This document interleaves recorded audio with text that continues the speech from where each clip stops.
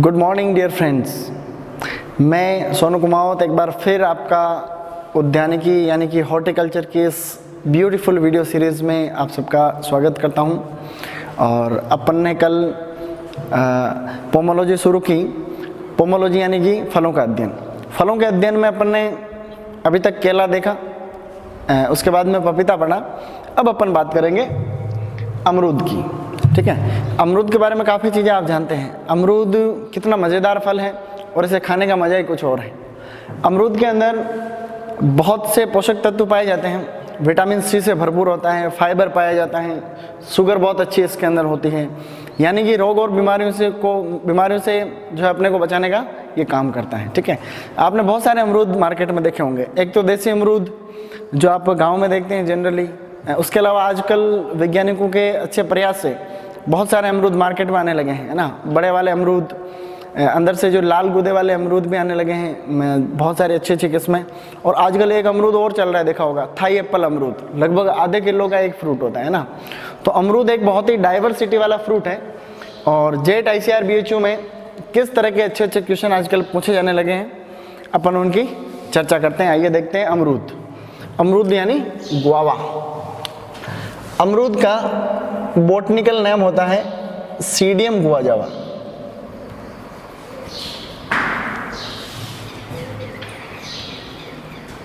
सीडियम गुआजावा मैंने अंग्रेजी में इसलिए लिखा क्योंकि ये इसके अंदर पी जो है ये साइलेंट रहता है ना। स्पेलिंग जो है शुरू पी से होती है, लेकिन इसको बोलते हैं सीडियम गुआजावा।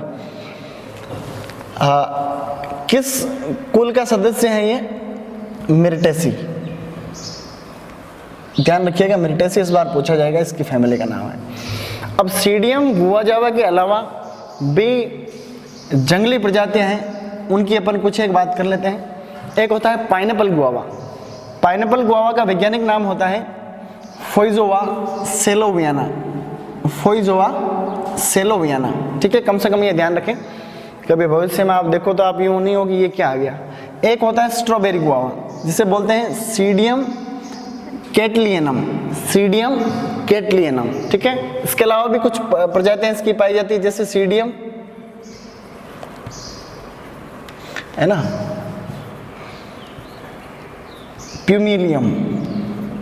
सीडियम प्यूमिलियम। इस प्रजाति के अंदर जो है हाईएस्ट शुगर पाई जाती है, हाईएस्ट शुगर कंटेंट। ठीक है, इसके अलावा जो है सीडियम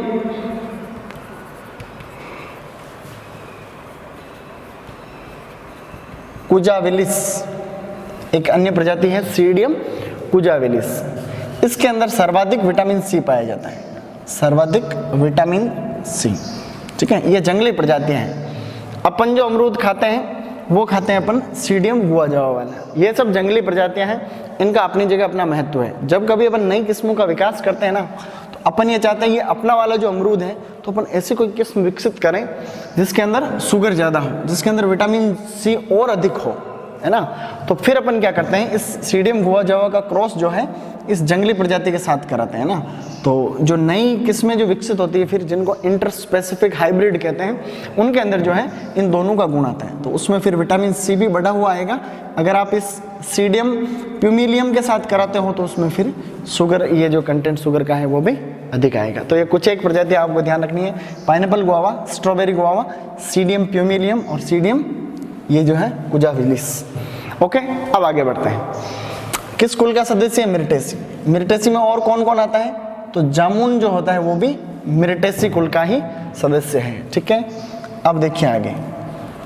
गुणसूत्र संख्या कितनी होती है? 2n। तो आप जानते ही हो गुणसूत्र संख्या होती है 22। ये अपना पहले चैप्टर में पढ़ा हुआ है। अमरूद की उत्पत्ति कहाँ पे है? तो उत्पत्ति इसकी है दक्षिणी अमेरिका। दक्षिणी अमेरिका में कई बार इसके आसपास का इलाका, जैसे मैक्सिको, है ना, इस तरह से दे दे तो भी आप लोगों को पकड़ के चलना। हालांकि मैक्सिको दक्षिणी अमेरिका में नहीं है, परंतु मैक्सिको के आसपास वाला रीजन। ठीक है, अब देखिए इसका फल प्रकार कौन सा होता है, याद करिए। देखिए फल प्रकार होता है सरस या बेरी। ये अपना पहले पढ़ा हुआ। अब अमरूद का खाने योग्य भाग कौन सा है? मोस्ट इंपोर्टेंट क्वेश्चन है। अमरूद का खाने योग्य भाग है पेरिकार्प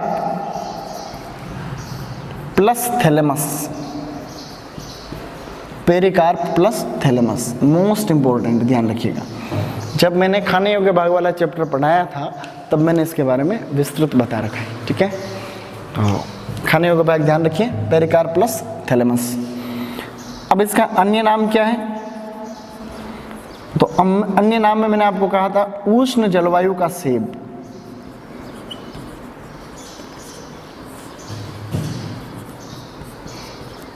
यानी कि एप्पल ऑफ ट्रॉपिक्स, ये आपको याद होना चाहिए।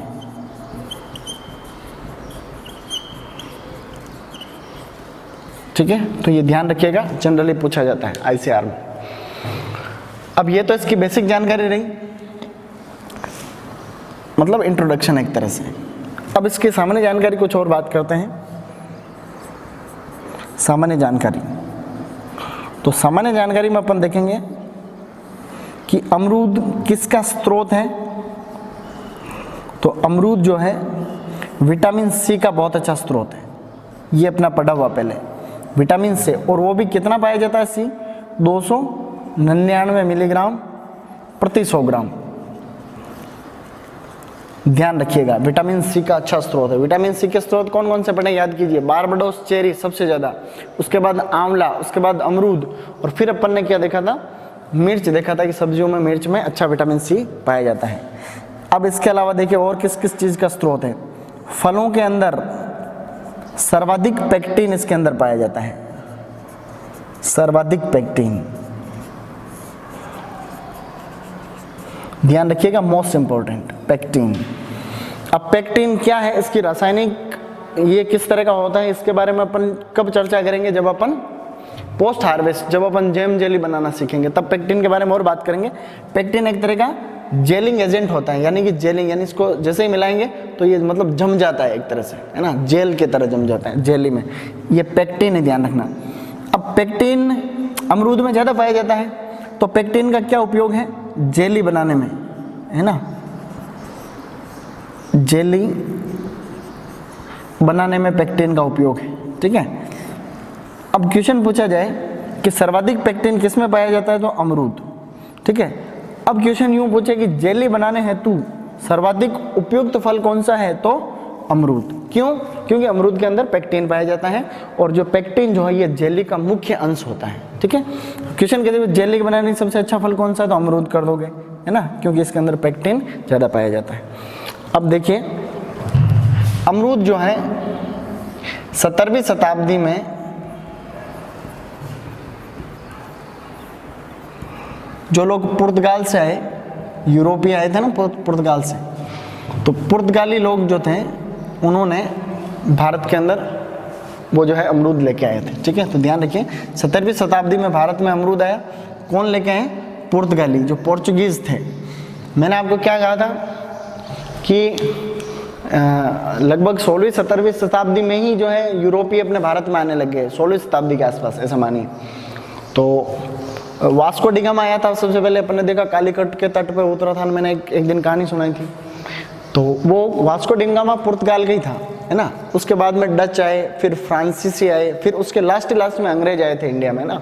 फिर उन्होंने लगभग 200 साल तक अपने ऊपर शासन किया था, ठीक है। तो अपन ने कल देखा था कि पपीता, तो पपीता जो है वो 16वीं शताब्दी में आया। इसके अलावा अपन देखेंगे अंगूर जो है वो 13वीं शताब्दी में आया, और अमरूद कब आया? 17वीं शताब्दी में, ये ध्यान रखिएगा, ठीक है। ये तो रही इसकी सामान्य जानकारी। इसके अलावा जैसे कई बार पूछ जाए रेशा, यानी कि फाइबर सबसे ज़्यादा किस में पाया जाता है? तो फाइबर भी अमरूद में ज़्यादा पाया जाता है, 6.9% फाइबर। यानी कि अपन जो खाने अभी वाले जो फल हैं, जैसे अपन पढ़ेंगे जेड आईसीआर बीएचयू के सिलेबस में जो है, उनमें सबसे ज़्यादा फाइबर अमरूद में पाया जाता है, ये आपको विशेष कर ध्यान रखना है, ठीक है। अब देखो आगे, अब देखो उत्पादन। विश्व में अमरूद के उत्पादन में भारत का पहला स्थान है। तो विश्व में प्रथम कौन है? तो भारत। विश्व में फर्स्ट इंडिया, ऐसे कर लो, ध्यान रखना। केले के उत्पादन में भी अपन पहले नंबर पे, पपीता में भी अपन पहले नंबर पे ही हैं, और जो है अमरूद के उत्पादन में भी अपन पहले नंबर पे हैं। अब भारत में सर्वाधिक कहाँ पे इसका उत्पादन होता है, तो उत्तर प्रदेश में।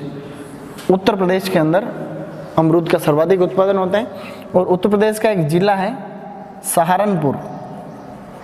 तो सहारनपुर में जो है ये अमरूद के लिए फेमस है इंडिया में। उत्तर प्रदेश का सहारनपुर जो जिला है वो अमरूद के लिए ऑल इंडिया में फेमस है, ध्यान रखना, ठीक है।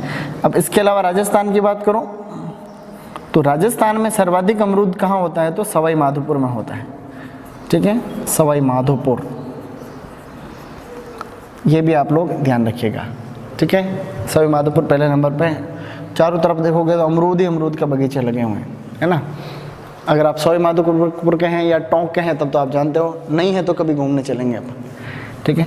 अब इसके अलावा कौन कौन से संस्थान हैं, एक दो संस्थान की मैं बात कर लेता हूँ जो अमरूद से जुड़े हुए हैं। तो इंडिया लेवल पे मैंने CISH पहले पढ़ा रखा है, लखनऊ, सेंट्रल इंस्टीट्यूट ऑफ सब ट्रॉपिकल हॉर्टिकल्चर, जो कि लखनऊ में है। यहाँ पर आम के ऊपर भी काम होता है और अमरूद के ऊपर भी काम होता है, ध्यान रखना। यानी कि अमरूद के लिए भारत में कोई अलग से इंस्टीट्यूट नहीं है, ये जो CISH वाला है यहीं पे काम होता है। मतलब आम के लिए भी अलग से कोई इंस्टीट्यूट नहीं है और अमरूद के लिए भी नहीं है, तो इन दोनों के ऊपर काम कहाँ होता है, CISH लखनऊ में होता है। अब अपने राजस्थान में 2012-13 से बहुत सारे सेंटर ऑफ एक्सीलेंस यानी उत्कृष्टता केंद्र खुले हैं अलग अलग फल के, है ना। तो अमरूद उत्कृष्टता केंद्र कहाँ पे है, अमरूद उत्कृष्टता केंद्र,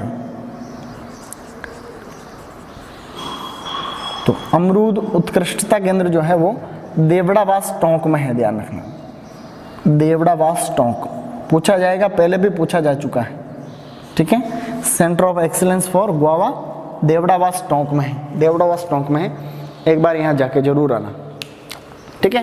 तो अब एक बार क्विक रिवीजन शॉर्टकट में। वैज्ञानिक नाम सीडियम गुआजावा, कुल है इसका मिर्टेसी, जामुन का भी मिर्टेसी होता है। गुणसूत्र संख्या 22, उत्पत्ति दक्षिणी अमेरिका या मैक्सिको। फल प्रकार सरस या बेरी, खाने योग्य भाग पेरिकार प्लस थैलेमस। अन्य नाम है इसका उष्ण जलवायु का सेब या फिर एप्पल ऑफ ट्रॉपिक्स। सामान्य जानकारी में मोस्ट इंपोर्टेंट ध्यान रखें, विटामिन सी का बहुत अच्छा स्रोत है, 299 मिलीग्राम प्रति 100 ग्राम। फलों के अंदर सर्वाधिक पेक्टिन अमरूद में पाया जाता है, और पेक्टिन जो है जेली का मुख्य अंश होता है। जेली बनाने के लिए सबसे उपयुक्त फल पूछा जाए तो अमरूद। 17वीं शताब्दी में ये पुर्तगालियों द्वारा भारत में लाया गया। रेशा सबसे ज़्यादा पाया जाता है फलों के केस में। विश्व में इंडिया का पहला नंबर है, भारत में उत्तर प्रदेश का पहला नंबर है, और राजस्थान में सवाई माधोपुर पहले नंबर पर है। CISH लखनऊ और अमरूद उत्कृष्टता केंद्र कहाँ पर है, ये आपका देवड़ावास टोंक में है। अब चलिए आगे बढ़ते हैं।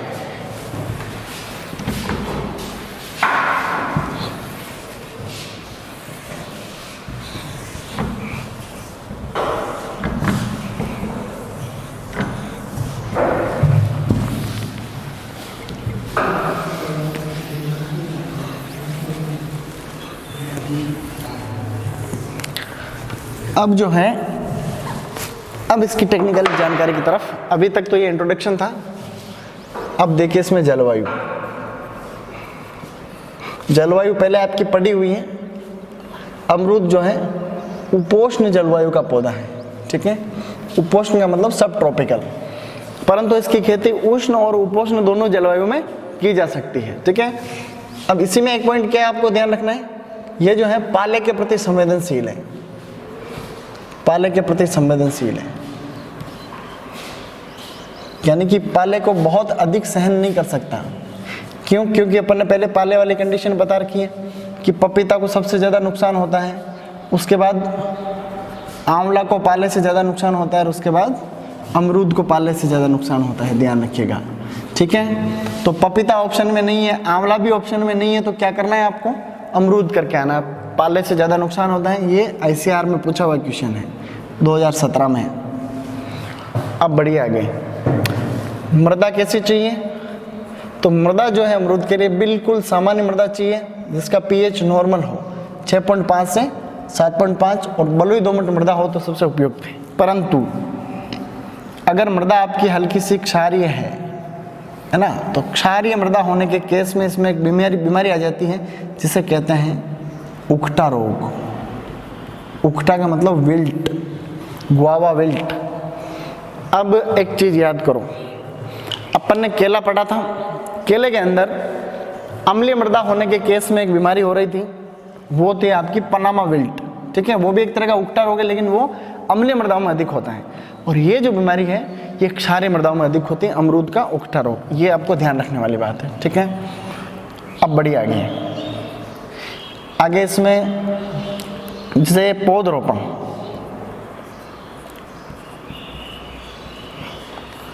पौधरोपण में आपने पढ़ रखा है कब पौधरोपण करोगे, तो जून जुलाई में पौधरोपण करेंगे, है ना। मैंने कहा बारिश के सीजन होती है वो सबसे बेस्ट रहते हैं पौधरोपण के लिए। अब गड्ढे का आकार भी मैंने बता रखा है, 1 इंटू 1 मीटर का गड्ढा खोदना है और गड्ढे को 1 महीने तक खुला रखना है, फिर उसके अंदर बुआई कर देनी है। यानी पौधे और पंक्ति की दूरी मैंने अमरूद में कितनी बता रखी है, 6 इंटू 6 मीटर। ठीक है, अगर आप सघन बागवानी करना चाहते हो, मुख्य रूप से तो यही ध्यान रखना, अगर पौधों को पास पास में लगाना चाहते हो, ठीक है, जिसको बोलते हैं HDP, हाई डेंसिटी प्लांटिंग, सघन बागवानी करना चाहते हो तो 6 इंटू 3 मीटर पर आग लगा सकते हो। यानी कि 6 इंटू 6 मीटर की दूरी पे तो पंक्ति को रखना है और 3 इंटू 3 मीटर की दूरी पे आपको पौधे को रखना है। इस दूरी को अपन ने क्या कर दिया, कम कर दिया। ठीक है, अब एक मूल व्रंत है पूसा सृजन, अमरूद का एक मूल व्रंत है। आप प्रवर्धन वाला टॉपिक याद कीजिए। मूल व्रंत का मतलब जो जंगली होता है बिल्कुल, लेकिन जैसे ग्राफ्टिंग करते हैं ना, तो ग्राफ्टिंग या बडिंग में नीचे वाला जो भाग होता है वो मूल व्रंत होता है। फिर उसके ऊपर अच्छी वाली किस्म का अपन क्या कर देते हैं, ग्राफ्टिंग कर देते हैं या बडिंग कर देते हैं।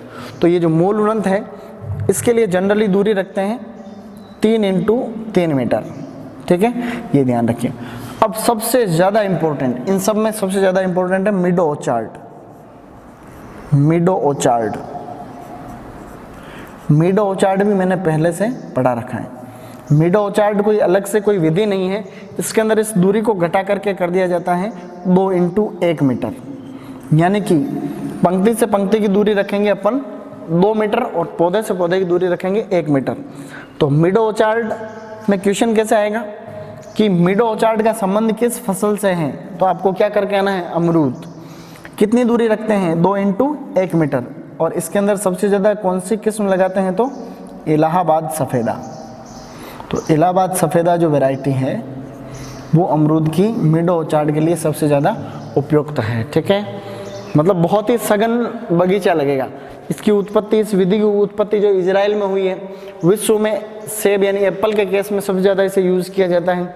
इंडिया में जो अभी मैंने बताया ना CISH इंस्टीट्यूट, वहाँ पे इसको विकसित किया गया अमरूद के केस में। ठीक है, तो मिडो ऑर्चार्ड अपने को विशेष कर ध्यान रखना है। अब बढ़िया आगे, पौधरोपण बाद में करना है, पहले प्रवर्धन करेंगे। तो प्रवर्धन यानी कि प्रोपगेशन। तो अमरूद के प्रवर्धन की व्यावसायिक विधि कौन सी पढ़ रखी है अपन ने, याद कीजिए, माउंड लेयरिंग या फिर स्टूलिंग।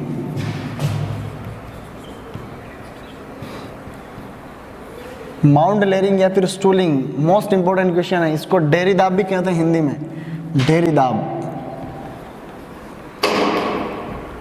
डेरी दाब। इसमें मैंने क्या बताया था कि जैसे अमरूद का कोई पौधा है, अब वो लगभग 2 साल का हो जाए तब उसको क्या करते हैं अपन, पूरे तने को इस काट देते हैं ऐसे ऐसे, केवल ये किस तरह का ट्रंक रखते हैं, बाकी पूरे पौधे को अपन क्या करते हैं, काट देते हैं। अब यहाँ से जो, अब इसके ऊपर हल्की हल्की मिट्टी चढ़ा देते हैं और इसको पानी देते रहते हैं। तो इस तरह की बहुत सारी फुटान होती है पौधे के आसपास। कि आप जानते हैं किसी भी पौधे को अपन अगर नीचे से बिल्कुल काट दे में, कितनी हाइट है, 2 से 5 सेंटीमीटर की हाइट से अपन ने इसको काट दिया, तो यहाँ से बहुत सारे पौधे फूटेंगे नए नए वाले। ठीक है, इस तरह से ये पौधों का फुटान हो रहा है चारों तरफ। एक के कम से कम 15 से 20 से भी ज़्यादा तरह का फुटान होता है, ये आप सब जानते हो।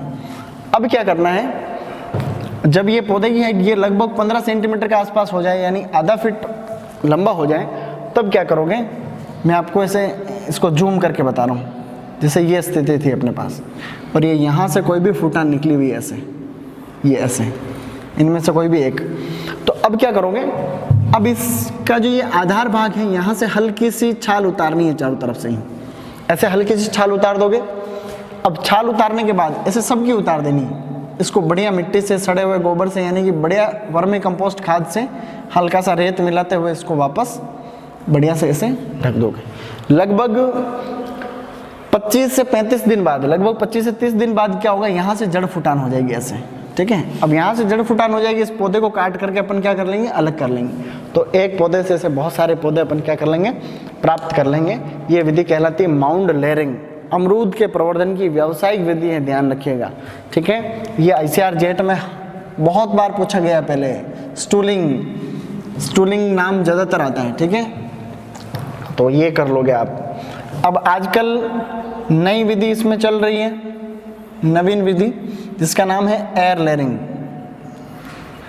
एयर लेयरिंग का मतलब पौधे को काटते नहीं है, ऊपर ही, जैसे ये कोई पौधा है, इसकी ऊपर ही एक शाखा के ऊपर क्या कर देते हैं अपन, ये लेयरिंग कर देते हैं। जैसे ये कोई शाखा है, इस शाखा में हल्की सी ऐसे छाल को हटा देते हैं यूँ, इस छाल को हटा करके यहाँ एक घास आती है स्पैग्नम मॉस ग्रास, उस स्पैग्नम मॉस ग्रास को यहाँ बांध देते हैं और यहाँ फिर पॉलीथीन बांधेंगे। तो कुछ दिनों बाद यहाँ जड़ें फूट जाएगी, इसको काट के अलग कर लेंगे तो नया पौधा तैयार हो गया, ठीक है। इसे कहते हैं एयर लेयरिंग, ठीक। ये तो रहा प्रवर्धन की बात। अब जो इसमें प्रवर्धन के अलावा, जैसे अमरूद एक तरह का क्लाइमेट्रिक फ्रूट है, आप तो जानते ही हो, ये मैंने पहले पढ़ा रखा है, क्लाइमेक्टेरिक फ्रूट, यानी कि इसको तोड़ने के बाद भी पकता रहता है, मतलब इसमें श्वसन और इथाइलिन की दर चलती रहती है।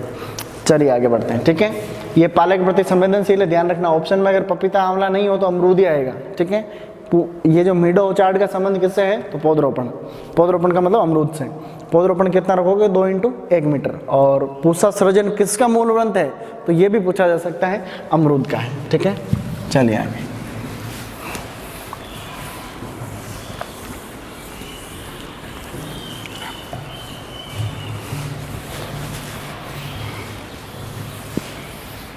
अब जो है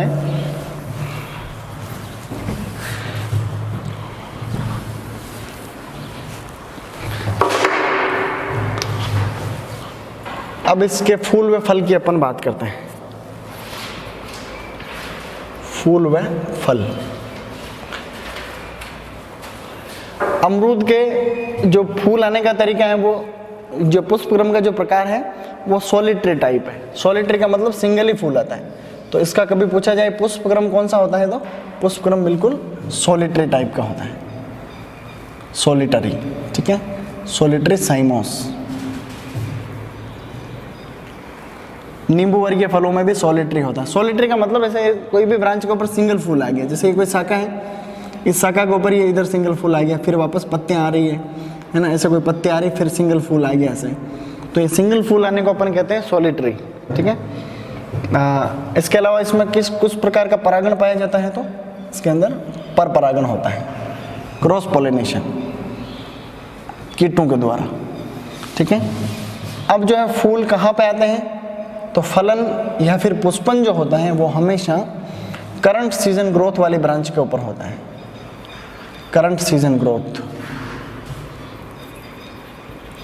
यानी कि जो नई साल वाली वृद्धि है, यानी कि इसी साल जो चालू शाखा है, यानी कि अपन ने काट छांट करी, अभी नई नई जो फुटान हुई ना, उसके ऊपर ही फूल आते हैं और फल लगते हैं। ये मोस्ट इंपॉर्टेंट क्वेश्चन है, ध्यान रखना।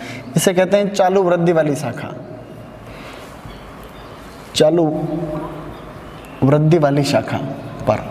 पूछा जाए कि अमरूद में फलन कहाँ पे होता है, तो चालू वृद्धि वाली शाखा पे। चालू का मतलब जो इसी साल जो आगे आगे वाली छोटी छोटी जो शाखाएं हैं ना, अभी अभी फुटान हुआ है लेटेस्ट, उन्हें अपन करंट सीजन ग्रोथ वाली ब्रांचेस कहते हैं, उन्हीं के ऊपर फलन होता है। ये ICR में पूछा हुआ क्वेश्चन है, ध्यान रखिएगा, ठीक है।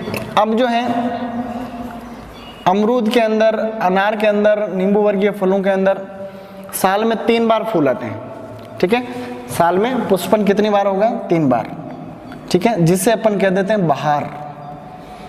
अमरूद में जो फूल आते हैं उन्हें कहते हैं बहार। तो साल में कितनी बार आते हैं, 3 बार। तो तीनों को अलग अलग बहार के नाम से जाना जाता है ना, समय के अनुसार।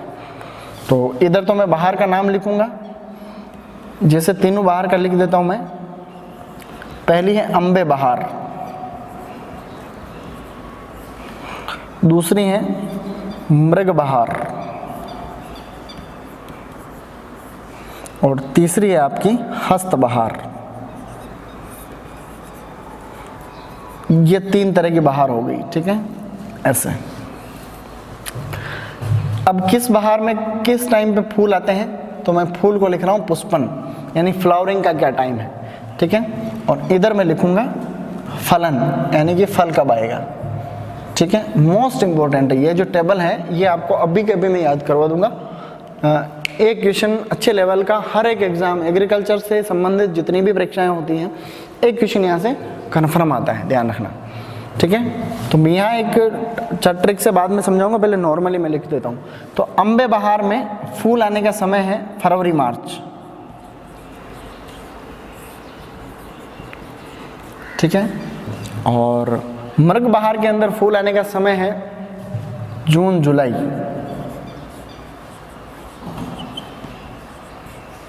ठीक है। और हस्त बहार के अंदर फूल आने का समय है सितंबर अक्टूबर।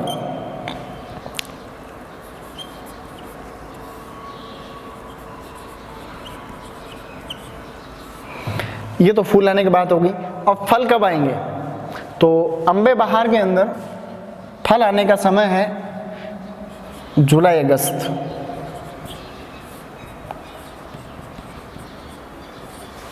और मृग बहार के अंदर फूल आने का समय है नवंबर दिसंबर,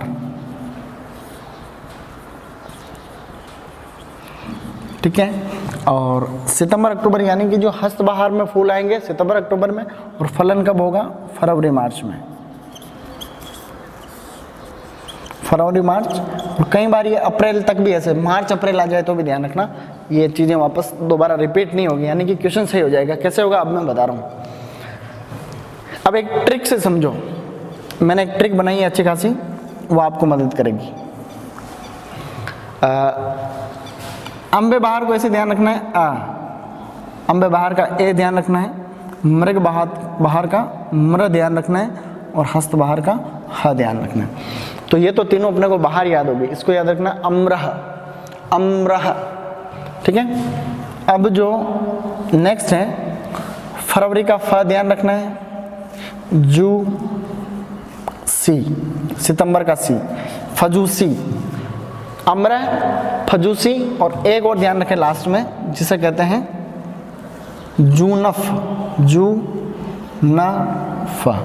बस ये आपको ऐसे ध्यान रख लोगे तो क्वेश्चन आपका कहीं नहीं जाएगा, ये गारंटी। और एक क्वेश्चन कन्फर्म आगे आएगा, चाहे कोई से एग्रीकल्चर का एग्जाम हो। क्वेश्चन कैसे आएगा वो भी अभी बताऊंगा। अब जैसे माना कि वो घुमा फिरा के पूछेंगे हस्त बहार में फूल आने का समय क्या है, तो सितंबर अक्टूबर, तो ये जनरली याद नहीं रहता है ना, ऐसे सारा का सारा मिक्स हो जाएगा अपने। अब जैसे पूछ ले कि मृग बहार में फल आने का समय क्या है, सीधा पूछेंगे तो नवंबर दिसंबर ऐसे नॉर्मली याद रहता नहीं। खैर जिनको याद रहता है वो तो अच्छी बात है, जिनको याद नहीं रहता है उनके लिए मैं बता रहा हूँ। जिनको याद रहता है वो ऐसे नॉर्मल याद रख लेना। तो पूछा जाए अपन ने क्या याद कर लिया, अम्रह फजूसी और जुनफ, ठीक है। तो पूछा जाए अम्बे बहार में फूल आने का समय क्या है, तो अपन ने जैसे अम्बे बहार का ए याद है तो इधर देख लिया अपन ने फ, तो फरवरी मार्च, फ का मतलब फरवरी मार्च। मृग बहार में कब होगा, जू का मतलब जून जुलाई। हस्त बहार में कब होगा, तो सितंबर अक्टूबर, इसको याद रख लिया जुनफ, ठीक है।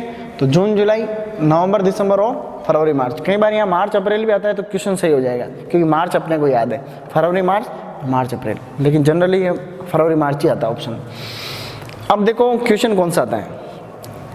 अब सबसे ज़्यादा जो फेमस सबसे उपयुक्त बहार है वो है मृग बहार, यानी कि सबसे ज़्यादा लोग मृग बहार को पसंद करते हैं।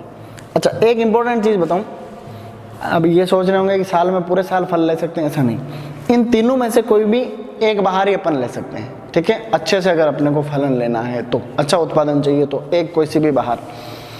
अब एक बहार लेने के लिए अपने को क्या करना है, माना कि अम्बे बहार में फरवरी मार्च के अंदर फूल आ गए, ठीक है। और अपने को तो अम्बे बहार लेनी नहीं है, अपने तो सीधी सीधी मृग बहार लेनी है, क्योंकि मृग बहार में अच्छे फलन होता है, या मतलब सबसे ज़्यादा लोग इसी को लेते हैं ये। तो मृग बहार के अंदर अपने को जून जुलाई में फूल आएंगे। अब जून जुलाई में कब आएंगे? जब अपन फरवरी मार्च वाले फूलों को नीचे गिरा देंगे, इन फूलों को नीचे गिराएंगे तो ही अगले सीजन में फूल आने वाले हैं ढंग से, ठीक है। अब अपन अगर सितंबर अक्टूबर में फूल लाना चाहते हैं तो अपने को जून जुलाई वाले फूलों को भी नीचे गिराना पड़ेगा, ठीक है। इसे अपन कहते हैं बहार नियंत्रण या बहार नियमन, बहार नियंत्रण या बहार नियमन, यानी कि क्रॉप रेगुलेशन।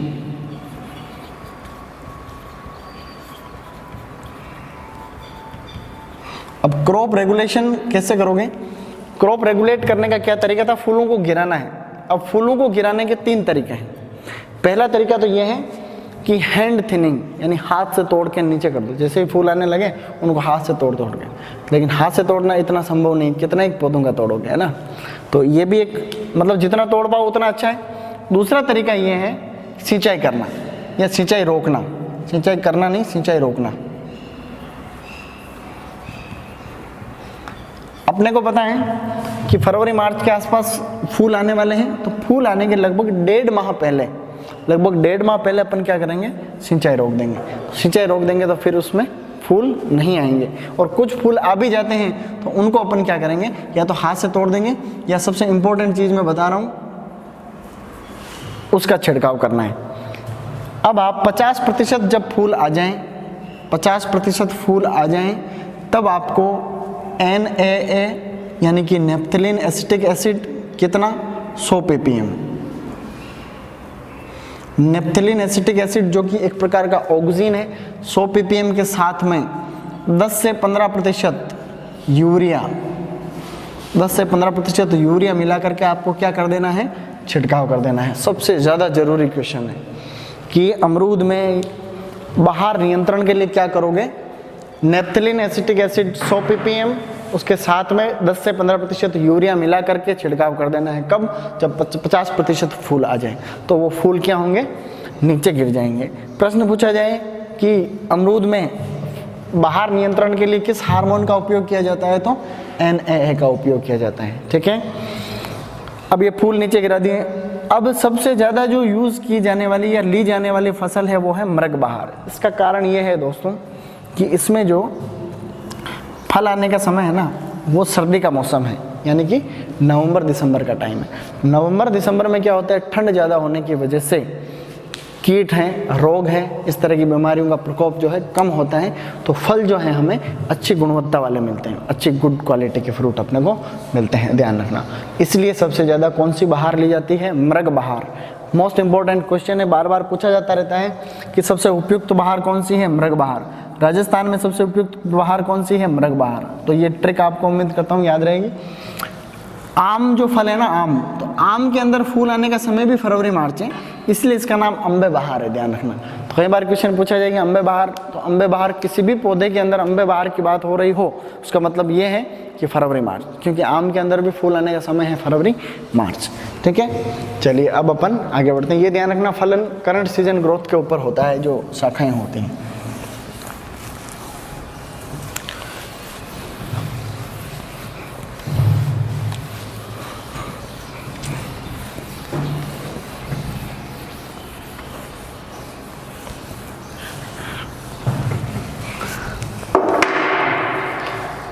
अब इसकी उन्नत किस्मों की मैं बात कर लेता हूं। उन्नत किस्में, उन्नत किस्मों में सबसे पहले है लखनऊ 49। लखनऊ 49, इसे L49 भी कहते हैं, या इसे सरदार गुआवा भी कहते हैं, सरदार, ठीक है। ये एक किस्म के अन्य नाम है, लखनऊ 49 है, या फिर L49, या फिर सरदार गुआवा।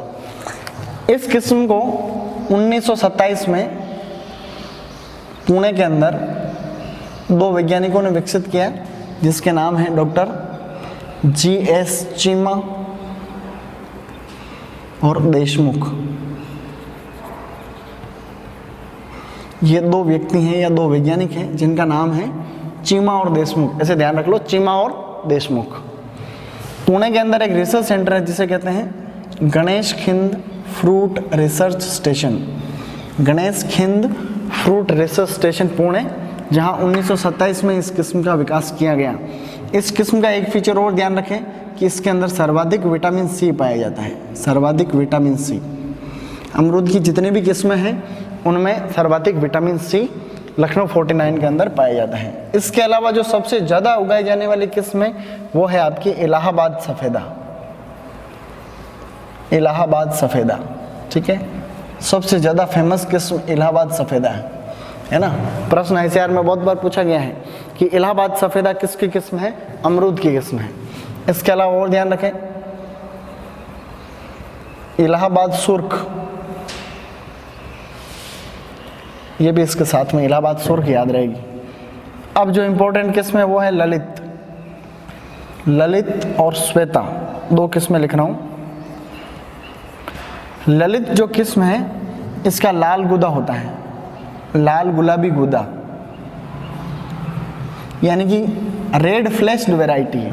मैंने अभी कहा था ना आजकल कितने अच्छे अच्छे तरह के अमरूद आने लगे, जब काटोगे तो अंदर से लाल कलर निकलेगा। वो लाल कलर किसके कारण होता है? वो लाइकोपीन के कारण होता है। ध्यान रखना, लाल कलर पूछ ले तो वो लाइकोपीन के कारण होता है। अमरूद का लाल रंग, पपीता का लाल रंग भी लाइकोपीन के कारण होता है। मोस्ट इंपॉर्टेंट क्वेश्चन है, ध्यान रखिएगा। तो अमरूद की लाल गुदे वाली किस्म कौन सी है? ललित है। अब ये जो श्वेता और ललित दोनों ही किस्में हैं, इन दोनों किस्मों को विकसित कहाँ पे किया गया है? CISH लखनऊ द्वारा। लखनऊ, मैंने अभी क्या कहा था कि अमरूद के अंदर रिसर्च का काम कहाँ होता है? CISH लखनऊ में होता है। प्रश्न सुपरवाइजर 2013, सुपरवाइजर 2013 का पेपर जो है, अब तक के जितने भी एग्रीकल्चर में एग्जाम हुए ना उनमें सबसे टफेस्ट पेपर था सुपरवाइजर 2013 का। तो उसमें क्वेश्चन पूछा गया कि अमरूद की लाल गुदे वाली ललित किस्म का विकास किस संस्थान ने किया है? उसके अंदर 4 ऑप्शन में थे अलग अलग, तो सही कौन सा था? CISH लखनऊ। तो श्वेता और ललित दोनों किस्मों को किसने विकसित किया? CISH लखनऊ में। अब इसके अलावा कुछ किस्में देखो, फिर है चित्तीदार। चित्तीदार किस्म जो है, इसका जो फल होता है उस फल के ऊपर ऐसे लाल रंग के धब्बे पाए जाते हैं, ठीक है, लाल रंग के धब्बे,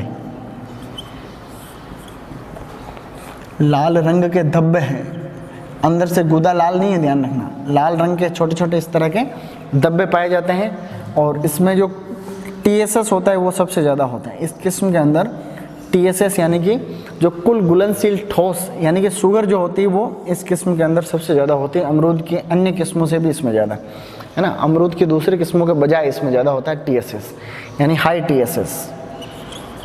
चित्तेदार, चित्तेदार किसके लिए फेमस है? लाल रंग के धब्बे पाए जाते हैं, इसकी जो स्किन होती है ऊपर की, इसके ऊपर, ठीक है। आगे बढ़ रहे हैं। इसके अलावा जैसे 2 किस्में और हैं, हिसार सफ़ेदा या हिसार सफ़ेद, और एक है हिसार सुर्ख। हिसार सुर्ख, ठीक है, हिसार सफ़ेदा, हिसार सुर्ख। इनमें से भी याद कौन कौन से रखनी है वो एक बार मैं और बताऊंगा, कौन कौन सी किस एग्जाम में आ रखी है। अब देखें कुछ अन्य किस्में। सबसे ज़्यादा जरूरी और इम्पोर्टेंट किस्म है अर्का मृदुल्ला। अर्का मृदुल्ला इसकी मोस्ट इंपॉर्टेंट किस्म है। इसके अलावा है अर्का अमूल्या, अर्का रश्मि, अर्का किरण। तो अर्का किरण जो किस्म है ये भी आपकी लाल पीले गुदे वाली है। लाल पीला का मतलब लाल गुलाबी गुदा, लाल गुलाबी गुदे वाली किस्म है, ध्यान रखना। अर्का किरण जैसे कि ललित किस्म है वैसे ही अर्का किरण भी लाल गुदे वाली किस्म है। अब कुछ अन्य किस्में, सबसे पहले है एप्पल कलर, सबसे ज़्यादा इंपॉर्टेंट किस्म एप्पल कलर। प्रश्न पूछा जाएगा कि एप्पल कलर किसकी किस्म है, और एप्पल कलर में पहले ही ऑप्शन वो देंगे सेब। तो सेब नहीं करके क्या करके आना है आपको करना है अमरूद। ये पहले बहुत बार आ चुका है, बहुत बार ICR में, JRF में तो हर साल ही आता है question. Apple colour is a variety of guava. इसके अलावा बेहद कोकोनट, बेहद कोकोनट, तो बेहद कोकोनट नारियल की किस्म नहीं है, बेहद ते से तरबूज वाला था, ठीक है ये। अब इसकी एक आधी संकर किस्म है, वो भी एक्स्ट्रा ध्यान रखें, संकर किस्म है। एक तो है कोहिर जाम, कोहिर सफ़ेद, और एक है कोहिर जाम, कोहिर जाम, ये दोनों संकर किस्म है। इनका क्रॉस आपको ध्यान नहीं रखना है, क्रॉस है कोहिर इंटू इलाहाबाद सफ़ेदा। इसका जो क्रॉस है वो है कोहिर इंटू इलाहाबाद सफ़ेदा, अभी अपन ने पढ़ा ना इलाहाबाद सफ़ेदा ये, और इसका है इलाहाबाद सफ़ेदा इंटू कोहिर। ये दोनों किस्मों का उल्टा फुल्टा क्रॉस है ना, तो ये दोनों है संकर किस्म है, कोहिर सफ़ेद और कोहिर जाम। अब कुछ अन्य किस्में और हैं, उनमें सबसे ज़रूरी है नागपुर सीडलेस, नागपुर सीडलेस, ठीक है ध्यान रखना। एक किस्म और है नागपुर मैंडरीन, यानी नागपुरी संतरा भी फेमस है, ध्यान रखना। नागपुर मैंडरीन, संतरा को कहते हैं मैंडरीन, तो नागपुर मैंडरीन तो संतरा की किस्म, ध्यान रखना, ठीक है।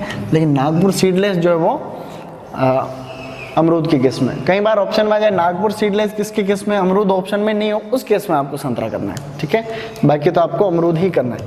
अभी मैंने कहा था उत्तर प्रदेश का एक जिला है जिसे कहते हैं सहारनपुर, तो सहारनपुर जो अमरूद के लिए फेमस है, तो सहारनपुर सीडलेस एक किस्म भी है, वो भी किसकी है, अमरूद की है। सहारनपुर सीडलेस वो भी अमरूद की किस्म है, ठीक है ध्यान रखिएगा। अब यहाँ एक चीज़ और हल्का सा ध्यान रखें, अर्का मृदुल्ला अमरूद की किस्म है, और केवल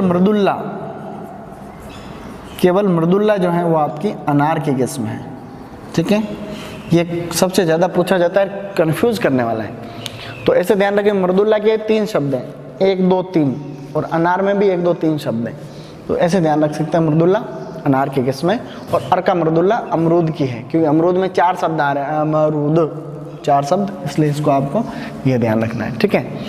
अब एक अच्छा क्वेश्चन मैं आपको बताता हूँ कि अमरूद की जो बीज रहित किस्में होती है उनमें किस तरह के फल आते हैं। ये बहुत फेमस क्वेश्चन है, ठीक है, बहुत फेमस क्वेश्चन को मैं यहाँ सेट कर लेता हूँ चाहे, ताकि सबको दिख जाएगा। तो अमरूद की बीज रहित किस्मों में का कोई पौधा है मान लो, तो उस पौधे के ऊपर, ये अमरूद की बीज रहित किस्म का पौधा है, ठीक है, इसके ऊपर 2 तरह के फल आते हैं। माना कि आपने नागपुर सीडलेस किस्म उगा रखी है, तो कुछ फल तो ऐसे आएंगे जिनके अंदर कुछ एक बीज होंगे, कहीं कहीं पे सीड होंगे, है ना, उनको बोलते हैं आंशिक बीज रहित, आंशिक बीज रहित या आंशिक सीडलेस। अंग्रेजी में कहते हैं पार्टली सीडलेस या फिर पार्शियली सीडलेस। कुछ फल ऐसे होंगे जो कंप्लीटली सीडलेस होंगे, यानी बिल्कुल उनके अंदर बीज होगा ही नहीं। तो दूसरी तरह के फल कौन से होंगे, पूर्णतया बीज रहित, पूर्णतया बीज रहित। प्रश्न पूछा जाए कि अमरूद की बीज रहित किस्मों या बीज रहित पौधा जो होता है, जैसे कि नागपुर सीडलेस, इस पौधे के ऊपर किस तरह के फल लगेंगे, तो दोनों तरह के फल लगेंगे। कुछ फल तो ऐसे होंगे जो आंशिक बीज रहित होंगे, यानी कुछ कुछ उनके अंदर बीज मिल सकते हैं आपको, कुछ कुछ बीज, और दूसरी शाखा पे माना कि जो फल लग रहे हैं आधे से ज़्यादा वो बिल्कुल बीज रहित है, उनके अंदर बीज है ही नहीं। तो प्रश्न पूछा जाए किस तरह के फल लगते हैं, तो तीसरा ऑप्शन आएगा दोनों, भी दोनों, ठीक है, डी और कुछ भी दे सकते हैं ऑप्शन में। तो अमरूद की बीज रहित किस्मों के ऊपर दोनों तरह के बीज फल लगते हैं, आंशिक बीज रहित और पूर्णतया बीज रहित, बिल्कुल, ठीक है। ये तो मोटे मोटे इस तरह की बात रही। अब इसमें और कोई क्वेश्चन फंस सकता है नहीं। अब मैं एक बार वापस इंपॉर्टेंट शॉर्टकट में बताता हूँ। लखनऊ 49, L49 या सरदार 1927 में पुणे के अंदर चीमा और देशमुख 2 वैज्ञानिकों ने विकसित की, जिसमें सर्वाधिक विटामिन सी पाया जाता है। इलाहाबाद सफ़ेदा इसकी सबसे इंपॉर्टेंट किस्म है, इलाहाबाद सुर्ख भी इसी की एक प्रजाति है। लखनऊ मोस्ट इंपॉर्टेंट लाल गुदे वाली किस्म, लखनऊ ललित, माफ़ करना ललित, लाल गुदे वाली किस्म ललित, जो लाल कलर किसके कारण होता है? लाइकोपेन के कारण। ललित और श्वेता दोनों किस्में CISH लखनऊ से विकसित की गई। चित्तीदार जिसके अंदर हाई TSS होता है, लाल रंग के धब्बे पाए जाते हैं फल के ऊपर, ये इंपॉर्टेंट नहीं है। इधर ये देखना 1 2 3 ये मोस्ट इंपॉर्टेंट किस्म है। चित्तीदार भी पूछी जा सकती है, लाल कलर के धब्बे। अर्का मृदुला मोस्ट इंपॉर्टेंट है। अर्का किरण भी लाल गुद्दे वाली किस्म है। एप्पल कलर तो मोस्ट इंपॉर्टेंट है ही, ध्यान रखिएगा, है ना। बस ये इतनी चीज़ें आपको मोटी मोटी ध्यान रखनी है, ठीक है। अब अपन बढ़ते हैं आगे।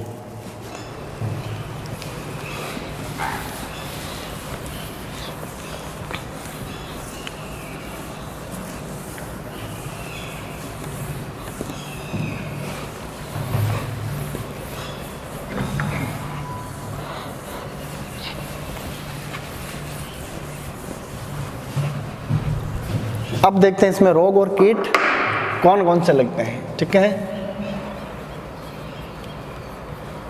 रोग व कीट, तो पहले अपन बात कर लेते हैं रोग की। सबसे पहले है रोग। रोग में भी सबसे इंपॉर्टेंट जो रोग है वो है उकठा रोग। उकठा है ना, इसे बोलते हैं विल्ट, सूखा रोग, है ना। ये विल्ट के ही अन्य नाम है। तो अमरूद का मुख्य रोग कौन सा है? तो अमरूद का उकठा रोग इसका मुख्य रोग है, ठीक है। ये कवक जनित होने वाली समस्या है और कवक का नाम है फ्यूजेरियम ऑक्सीस्पोरम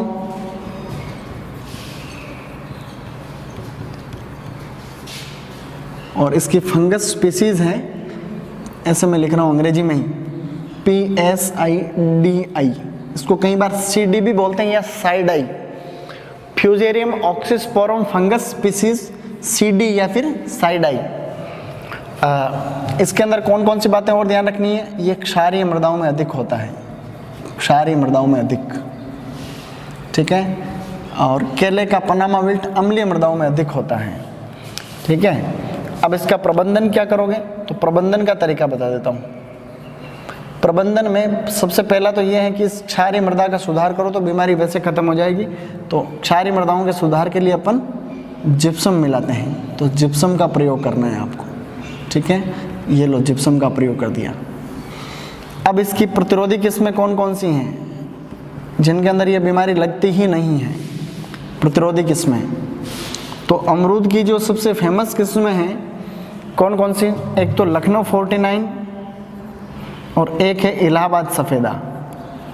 अभी अपन ने देखी इलाहाबाद सफ़ेदा, तो ये दोनों जो किस्में हैं ये दोनों इस बीमारी के प्रति प्रतिरोधी है ना। ये भी अच्छा क्वेश्चन है, ध्यान रखना। इसीलिए ये किस्में इंडिया में ज़्यादा उगाई जाती है क्योंकि ये बीमारी भारत में सबसे ज़्यादा होती है और ये 2 किस्में हैं जिनमें ये बीमारी लगती नहीं है, तो इसका सबसे ज़्यादा जो है इंडिया के अंदर ये दोनों किस्में उगाई जाती है, ठीक है। आगे पॉइंट ध्यान रखें। एक मूलव्रंत ऐसा है जो प्रतिरोधी है, प्रतिरोधी मूलव्रंत, प्रतिरोधी मूलव्रंत। एक रूट स्टॉक ऐसा है जिसमें ये बीमारी नहीं लगती है, वो है चाइनीज गुआवा, चाइनीज अमरूद या फिर चाइनीज गुआवा। उसका वैज्ञानिक नाम भी याद रखें, हिंदी में लिख देता हूँ, सीडियम फ्रीड्रिचस्थेलियनम, फ्रीड्रिचस्थेलियनम,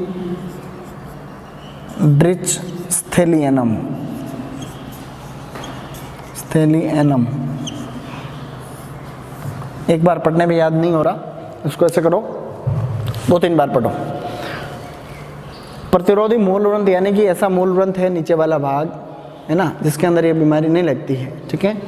उसका नाम है चाइनीज अमरूद और कहते हैं उसे सीडियम फ्रीड्रिचस्थेलियनम, फ्रीड्रिचस्थेलियनम, फ्रीड्रिचस्थेलियनम, ठीक है। 2-3 बार पढ़ने में चीज़ें याद हो जाती है, मैं हमेशा कहता रहता हूँ, ठीक है। अब इसका जैविक प्रबंधन भी ध्यान रखें, NCERT में दे रखा है जैविक प्रबंधन, ठीक है। जिस तरह से ट्राइकोडर्मा आता है उसी तरह से जो आपका एस्परजिलस आता है, एस्परजिलस नाइजर, जो एस्परजिलस नाइगर आता है या नाइजर जो आता है, एस्परजिलस नाइगर किस किस नाम से मार्केट में मिलेगा? पूसा मृदा के नाम से मिल जाएगा, पूसा मृदा, ठीक है, पूसा मृदा के नाम से। या फिर एक नाम और भी याद रख सकते हैं, जिसे कहते हैं काली सेना, काली सेना, ठीक है, ये इस नाम से एस्परजिलस बाजार में मिल जाएगा। अब एस्परजिलस और ट्राइकोडर्मा का यूज़ करने का क्या तरीका है? जैसे ये कोई पौधा है और विल्ट में क्या होता है, विल्ट में नुकसान जड़ों को होता है, जड़ें जो है अंदर से काली काली से हो जाती है, अंदर से जड़ें काली हो जाने की वजह से पौधे के ऊपर जो है ढंग से न्यूट्रिएंट की सप्लाई नहीं होती, तो इसमें क्या पार्शियली ड्राइनेस आती है, यानी कि पौधा जब अपन अमरूद का बगीचा दूर से देखते हैं तो ये बीमारी अपने को ऐसे दिखती है जैसे कुछ एक पौधे मुरझाए हुए हैं, है ना, लेकिन अब धीरे धीरे ये खत्म हो रहे हैं, तो दूर से पहचान लेते हैं अपन। तो इन जड़ों में क्या होते हैं, जब हल्का हल्का पता लग जाए तो इन जड़ों के अंदर इसकी ड्रेंचिंग करनी है। ड्रेंचिंग का मतलब इसको पानी में घोल करके इनकी जड़ क्षेत्र में पानी देना है, ठीक है, ऐसे। या फिर अगर ड्रिप लगा रही है तो ड्रिप के थ्रू इसको देना है ना। ट्राइकोडर्मा या फिर आजकल एस्परजिलस उपयोग किया जाने लगा है। ये एक तरह का कवक है ना, जैविक नियंत्रण। ये ऐसा कवक है जो कवक को ही मारता है, ठीक है, कवक को ही नियंत्रित करता है, ध्यान रखना। अब ये तो विल्ट की बात होगी। विल्ट में क्या देखा, क्षारीय मृदाओं में ज़्यादा होता है। इस कवक का नाम है फ्यूजेरियम ऑक्सीस्पोरम। जिप्सम से इसका नियंत्रण को प्रतिरोधी किस्में है L49 और इलाहाबाद सफ़ेदा, ठीक है, ये प्रतिरोधी मूल व्रंत है। अब ये एक ही बीमारी इसमें ध्यान रखनी है। अब कीट जो है इसमें खतरनाक कीट लगता है जिसे कहते हैं फल मक्खी, फल मक्खी, ठीक है, यानी कि फ्रूट फ्लाई, फ्रूट फ्लाई। अब इस फल मक्खी का नाम भी याद रख लो भले, बैक्ट्रोसेरा, बैक्ट्रोसेरा करेक्टा या फिर बैक्ट्रोसेरा स्पीसीज, ध्यान रखो सीधा। अब भाई साहब कई बार अमरूद खाते हैं अपन, तो आधा अमरूद खाने के बाद फिर अपने को पता चलता है कि उसके अंदर यार लट चल रही है कहीं, तो हो सकता है एक दो कीड़े अंदर भी चले जाते हैं सिस्टम में। तो अपने को क्या ध्यान रखना है कि अमरूद के अंदर जब भी आप अमरूद खाओ तो पहले उसको ढंग से काटना है और काट के अंदर देख के फिर खाना है, नहीं तो जोश जोश में क्या होगा, ये कीड़े भी अंदर चले जाएंगे, पता ही नहीं चलेगा। छोटी छोटी सी लटें होती है सफ़ेद कलर की, आपने बेर देख रखा ना, बेर कई बार काणे हो जाते हैं, तो बेर के अंदर अपन देखते हैं छोटी सी लट, वो भी ये जो फल मक्खी ही है, ध्यान रखना। इसके अंदर भी सेम टू सेम फल मक्खी लगती है। ये जो फल मक्खी बिल्कुल वैसी ही है जैसे अपनी घरेलू मक्खी होती है ना, घरेलू मक्खी सेम टू सेम वैसी है ना, हल्का सा अंतर होता है, बाकी पता ही नहीं चलता। अब इनका जो लार्वा होता है ना, लार्वी ऐसे छोटे छोटे से लार्वे होते हैं सफ़ेद सफ़ेद कलर के, वो अंदर पाए जाते हैं, उसे कहते हैं सफ़ेद मक्खी। सफ़ेद मक्खी अमरूद का और बेर का और आम के अंदर भी ये लगती है। इन तीनों में जो है ये मुख्य कीट है। ये तीनों हैं अलग अलग प्रजातियाँ हैं। ये सफ़ेद, ये जो फल मक्खी अलग है, बेर वाली अलग है, आम वाली अलग है, लेकिन इनका जो लार्वा होता है ना वो बिल्कुल छोटी सी लट होती है सफ़ेद कलर, ठीक है, वो ध्यान रखना। इसलिए अपने को क्या करना है, देख के खाना है ना। तो इसके ऊपर दवाई भी छिड़काव करते रहो। अब ये जो मक्खी होती है, जैसे ये अमरूद का फल है, तो ये यहाँ पे अंडे दे देती है, ऊपर मक्खी उड़ करके यहाँ अंडे देगी, ठीक है। अब अंडू से जैसे ही लार्वा निकलेगा वो लार्वा अंदर चला जाएगा ना फ्रूट के अंदर, तो ये अंदर से खाता रहता है ये गूद, देखो, ठीक है। इसके लिए कई बार अपन देखते हैं लाइट ट्रैप, फेरोमोन ट्रैप लगाते हैं। लाइट ट्रैप देखा हुआ आपका, ऐसे ही जो है लाइट ट्रैप लगा देते हैं यहाँ इस तरह से, यहाँ लाइट लगा करके ऐसे फिर नीचे केरोसिन मिला हुआ पानी यहाँ नीचे रख देते हैं। तो जैसे ये रात को लाइट लगती रहती, मतलब लाइट जलती रहती है, तो लाइट जलती रहती है तो क्या होता है फिर इसमें इसकी जो मक्खियाँ होती हैं ना, ये लाइट की तरफ आकर्षित होती है ना, तो यहाँ इकट्ठी हो जाती है। यहाँ इकट्ठी होकर फिर नीचे इस केरोसिन मिले हुए जो है इस पानी में गिरती है तो मर जाती है, ठीक है। तो ये लाइट ट्रैप का भी अपन यूज़ करते हैं, कई बार फेरोमोन ट्रैप का भी करते हैं, वो मैं और कभी बताऊँगा। इसके अलावा इसके अंदर दैहिक विकार होता है, मोस्ट इम्पोर्टेंट। हालांकि मैं दैहिक विकार का एक अलग से चैप्टर और लूँगा। उस दैहिक विकार का नाम है ब्रोंजिंग। ब्रोंजिंग का मतलब तांबे जैसी पत्तियां हो जाना। इसमें दो तरह के लक्षण हैं। अमरूद का बगीचा जिसका भी देखा हुआ है उसको ये पता है, ये कोई भी शाखा है, इसके ऊपर इस तरह पत्तियां आ रखी है समान, ठीक है, इस तरह की पत्तियां, और आगे वाले भाग पे छोटी छोटी पत्तियां आ रखी हैं, बाकी पहले जो है बड़ी बड़ी पत्तियां आ रखी हैं। तो इसका ये लक्षण है कि ये आगे वाली पत्तियां तो बिल्कुल सी हरी भरी रहेगी, जो नई नई फुटान वाली पत्तियां हैं वो एकदम मस्त तरीके से हरी रहेगी, पता ही नहीं चलेगा। ये जो पत्तियां हैं ये तांबे जैसी होने लग जाएगी हल्की हल्की, और फिर सूख करके ख़त्म हो जाएगी। ये सबका देखा हुआ है। मुख्य रूप से ये जिंक की कमी से होता है। ये पूछा जाने वाला क्वेश्चन है बार बार, जिंक की कमी से होगा, ठीक है। जिंक की कमी ऑप्शन में नहीं होने के केस में आपको फास्फोरस और पोटेशियम की कमी करना है, ठीक है। मुख्य रूप से जिंक की कमी ऑप्शन में नहीं है तो ये आपको फास्फोरस की कमी कर देना है, ठीक है। तो ये तो था अपना अमरूद। उम्मीद करता हूँ कि आपको मज़ा आया होगा अमरूद को पढ़ना, क्योंकि अमरूद मुख्य फसल है ना। अमरूद मुख्य फसल है, अमरूद से क्वेश्चन आता ही आता है। तो मैंने मैक्सिमम चीज़ें जो थी वो कवर करने की कोशिश की है। फिर भी कई बार क्या होता है कुछ चीज़ें फिर भी रह जाती हैं, तो वो जब अपन क्वेश्चन सेशन करेंगे, यानी कि क्वेश्चन आंसर ऐसे सॉल्व करेंगे, उस टाइम पर अपन देखेंगे। और जैसे कभी बीच में याद आ जाती है कोई चीज़ तो अपने वहाँ भी पता जाऊँगा, घर की बात है, ठीक है। धन्यवाद।